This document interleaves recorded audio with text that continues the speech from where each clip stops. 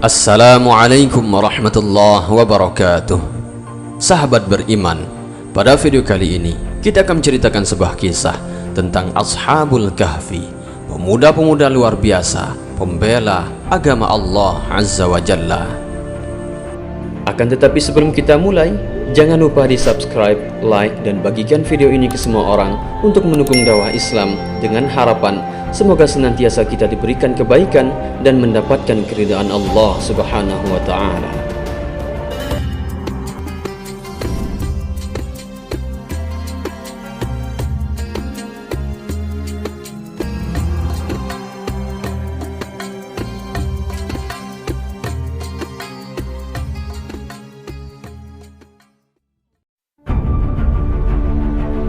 Sahabat beriman, pada zaman dahulu di negeri Tarsus, termasuk wilayah Raja Dikyanus atau Darius II, adalah seorang raja kafir yang sangat benci terhadap orang mukmin.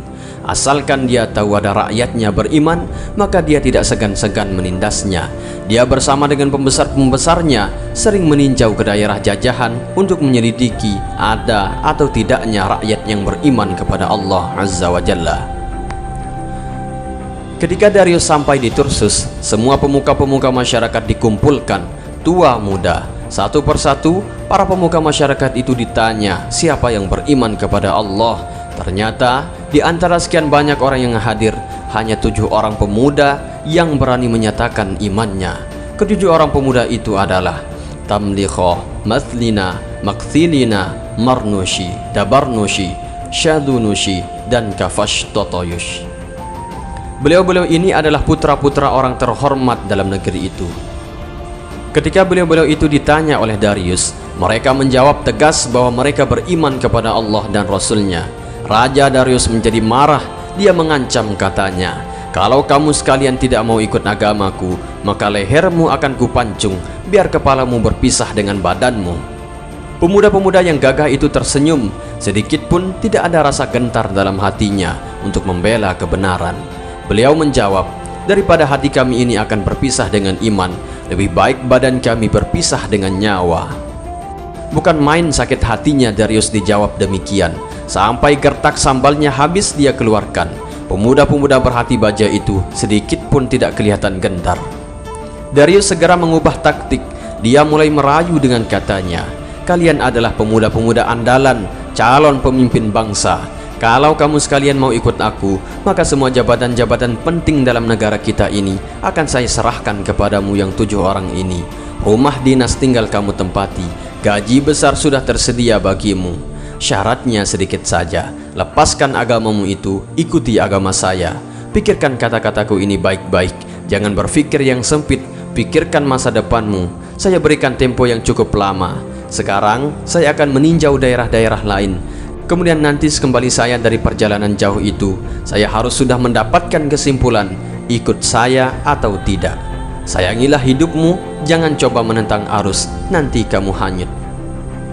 Darius berangkat bersama rombongannya meninggalkan Turnus. Pemuda-pemuda yang 7 orang itu mufakat untuk menyelamatkan diri mereka dari cengkraman Darius yang kejam.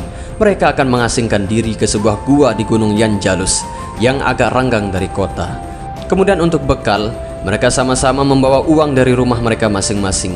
Mereka mengadakan pertemuan di bawah sebatang kayu yang rindang. Dari sanalah mereka berangkat bersama-sama. Seekor anjing besar berbulu kelabu atau seperti tanah mengikuti mereka. Anjing itulah yang bernama Kitmir. Para pemuda khawatir, jangan-jangan anjing itu yang menyebabkan rahasia mereka terbongkar. Anjing itu dikejarnya, dia pun kembali. Tetapi bila mana tidak dikejar, dia ikut lagi. Sampai 3 kali dia dikejar. Akhirnya berkatalah anjing itu dengan takdir Allah, "Hai pemuda pembela agama Allah, saya ikuti engkau sekalian adalah untuk membela, bukan untuk mencelakakan. Saya akan membela orang yang membela kebenaran.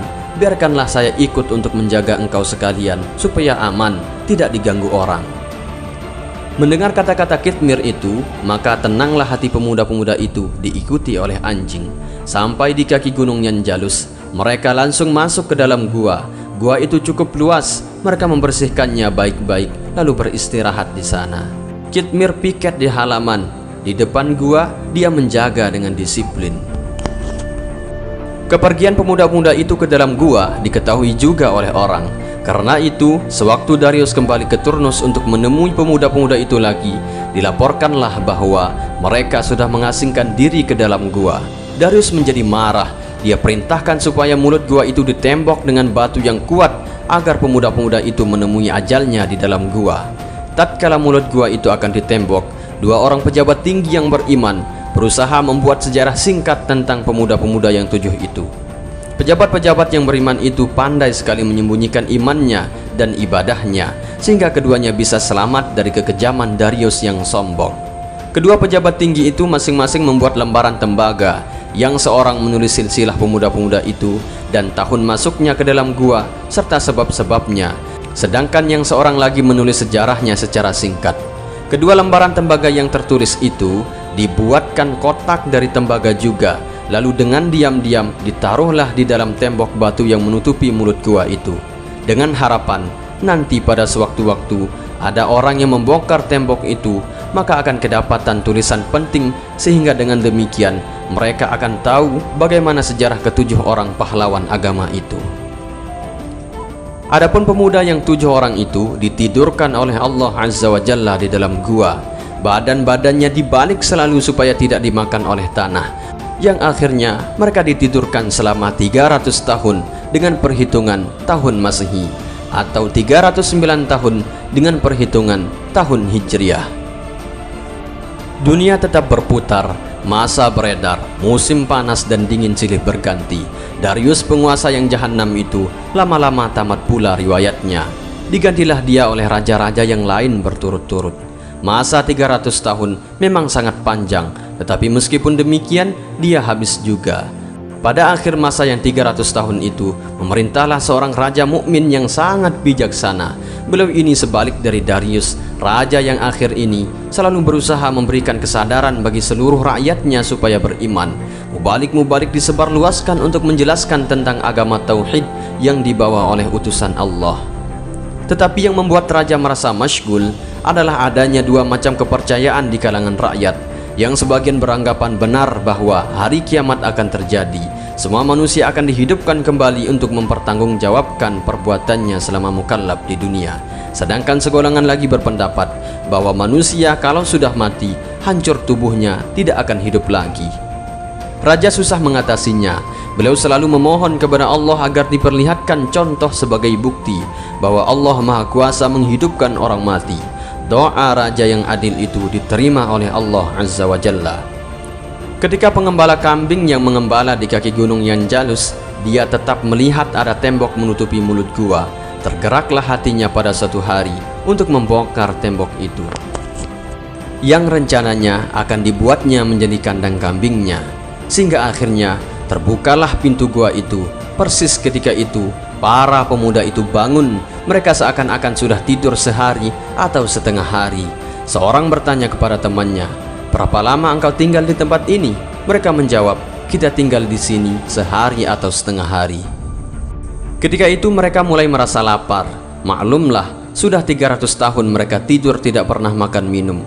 Tamliho yang paling tua usianya di antara mereka, sebagai bendaharawan, beliaulah yang memegang semua keuangan mereka. Ditugaskannya lah seorang di antara mereka untuk keluar membeli roti ke kota, dengan pesan bahwa dia harus berbicara dengan hati-hati.